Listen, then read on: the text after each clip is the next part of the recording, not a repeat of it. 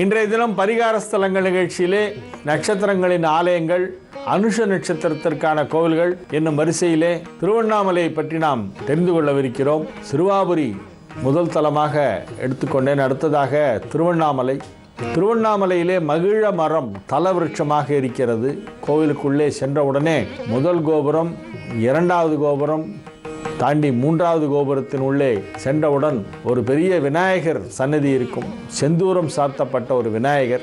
அந்த விநாயகருக்கு பக்கத்திலே ஒரு தலவிருட்ச மகிழ மரம் அங்கே இருக்கிறது. அந்த குறிப்பிட்ட இடத்திலே ஏன் அந்த தலவிருட்சத்தை வைத்திருக்கிறார்கள் என்பதற்கு ஒரு காரணம் உண்டு. அந்த தலவிருட்சம் இருக்கிறதே அந்த இடத்திலே, அந்த மேடையிலே ஏறி நின்று பார்த்தால் மட்டுமே 9 கோபுரத்தையும் ஒரே இடத்திலிருந்து பார்க்க முடியும். திருவண்ணாமலையில் மொத்தம் 9 கோபுரம். ஒன்று மறைக்காம எல்லா கோபுரமும் நமக்கு தெரியணும்னா அதுக்கு ஒரு பர்டிகுலர் ஸ்பாட்லேருந்து மட்டும்தான் தெரியும். பாக்கி எல்லா இடத்துலேருந்தும் தெரியாது. அது எந்த ஸ்பாட்லேருந்து தெரியும் அப்படின்னா, தலவிருட்சமான மகிழ மரத்தடியில் நின்று கொண்டு பார்த்தால் மட்டுமே தெரியும். மகிழ மகிழ மகிழ மகிழ பார்க்கலாம், மகிழ்ச்சியாக இருக்கும். அதுதான் அங்கே இருக்கிற தலவிருட்சம் இருக்கிற இடம் எவ்வளவு சிறப்பு வாய்ந்ததுங்கிறதுக்கான முதல்ல இந்த காரணத்தை சொல்லி திருவண்ணாமலை தலத்தை பற்றி நாம் தெரிந்து கொள்ள ஆரம்பிப்போம். திருவண்ணாமலை என்பது பஞ்சபூத தலங்களுள் அக்னி தலமாக விளங்குவது. பஞ்சபூத தலங்கள், பஞ்சபூதம் என்று நாம் சொல்லுவோம். பூமி, ஆகாயம், காற்று,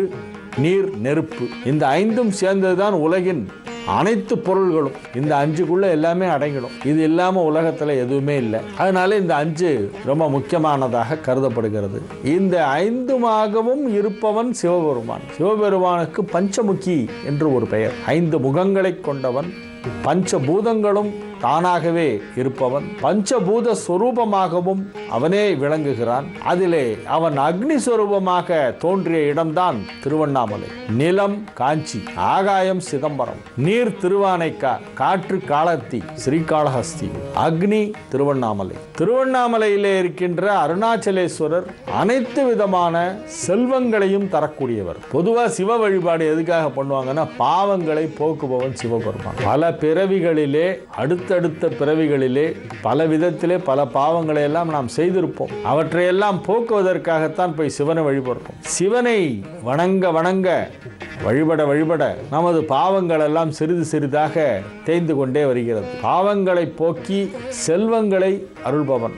செல்வம்னாக்க உடனே பைசா அப்படின்ற ஒரு கணக்கில் வந்துடக்கூடாது. அந்த செல்வத்தை மட்டும் நான் மீன் பண்ணல, அனைத்துமே செல்வம் தான். திருவண்ணாமலையிலே எழுந்தருளி இருக்கின்ற அருணாச்சலேஸ்வரருடைய ஆலய அமைப்பு இருக்கிறதே, அதிலே ஒரு மனித உடலுக்கு ஓமானமாக சொல்லப்படுகின்ற ஒரு விஷயம். மனிதனுடைய சரீரத்தையும் அந்த ஆலய அமைப்பையும் ஒப்பிட்டு சொல்லுவது வழக்கம்.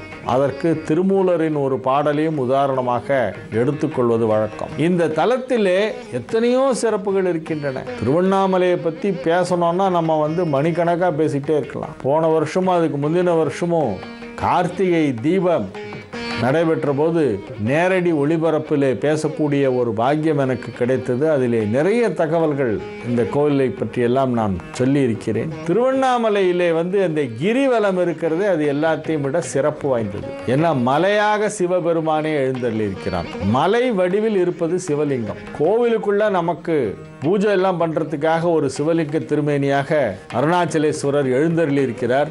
லிங்க திருமேனியாக கிழக்கு நோக்கி காட்சி அளிக்கிறார் ஆலயத்தின் உள்ளே. அதை தவிர மலை வடிவிலும் இருப்பது சிவன்தான். அதனால தான் அங்கே மலையை சுற்றி வராங்க. அந்த மலை வடிவிலே இருக்கக்கூடிய சிவபெருமான் தான் அக்னி ஸ்வரூபமாக தோன்றியவர். அக்னி பிழம்பாக தோன்றி அடிமுடி காணாத அருணாச்சலேஸ்வரராக, அவருடைய அடியும் முடியும் தெரியாதபடி மிகப்பெரிய ஒரு அக்னி பிழம்பாக தோன்றி அனைத்திற்கும் பெரியவன் நானே என்பதை உலகிற்கு உணர்த்திய ஒரு தலம் அண்ணாமலை. அண்ணாமலை என்றால் நெருங்க முடியாத என்று ஒரு அர்த்தம். அண்ணாமலை என்றால் மிகப்பெரியவன் அவனே என்று அர்த்தம். அண்ணுதல் என்றால் அணுகுதல் என்று பொருள். 2 சுழி போட்டு அண்ணா அப்படின்னாக்க நெருங்க முடியாதுன்னு அர்த்தம். 3 சுழி போட்டு அண்ணா அப்படின்னா பெரியவர்னு அர்த்தம். 2மே அவன்தான். 2மே அவனுக்கு பொருந்தும். அவனே பெரியவன், அவனே சிறியவன், அவனே ஜேஷ்டன், அவனே கனிஷ்டன். அவனுக்கு முந்தையவர்கள் யாரும் கிடையாது. தோன்றா பெருமையனவன், அனைத்திற்கும் மூத்தவன், அனைத்திற்கும் பெரியவன், அனைத்திற்கும் தலைவன், எல்லாம் அவனே. சர்வம் சிவமயம். ஆகவே அந்த சிவபெருமானின் மிகப்பெரிய சிறப்பு வாய்ந்த தலங்கள், உலகிலேயே மிக மிக முக்கியமான சிவன் கோயில்கள் என்று ஒரு 10 கோவிலை நாம் வரிசைப்படுத்தினாலும் அதிலே திருவண்ணாமலை வந்துவிடும். அவ்வளவு சிறப்பு வாய்ந்த ஒரு கோவில். இந்த திருவண்ணாமலையை பற்றி பொதுவாக எல்லாருக்கும் திருவண்ணாமலைனாக்கா அங்கே போவாங்க, கிரிவலம் பண்ணுவாங்க, பௌர்ணமி அன்னைக்கு சுற்றுவாங்க. அது பௌர்ணமி அன்னைக்கு மட்டும்தான் பண்ணணுன்ற எந்த ஒரு கட்டாயமும் இல்லை.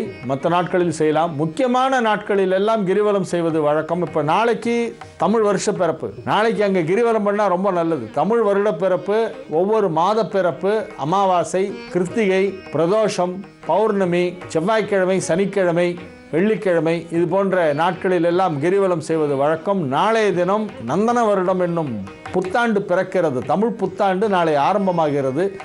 முடிந்தால் நாளைய தினம் திருவண்ணாமலைக்கு போய் கிரிவலம் செய்துவிட்டு வாருங்கள் என்னும் தகவலையும் உங்களுக்கு தெரிவித்துக் கொண்டு இன்றைய நிகழ்ச்சியை இத்துடன் நிறைவு செய்து கொள்கிறேன். மீண்டும் நாளைய தினம் இதே நிகழ்ச்சியிலே சந்திக்கும் வரை உங்களிடமிருந்து தற்காலிகமாக விடைபெற்றுக் கொள்வது உங்கள் வழிகாட்டி ஜோதிடர் ஹரிஹரன் அல்லூர் வெங்கட்ராமன். வணக்கம்.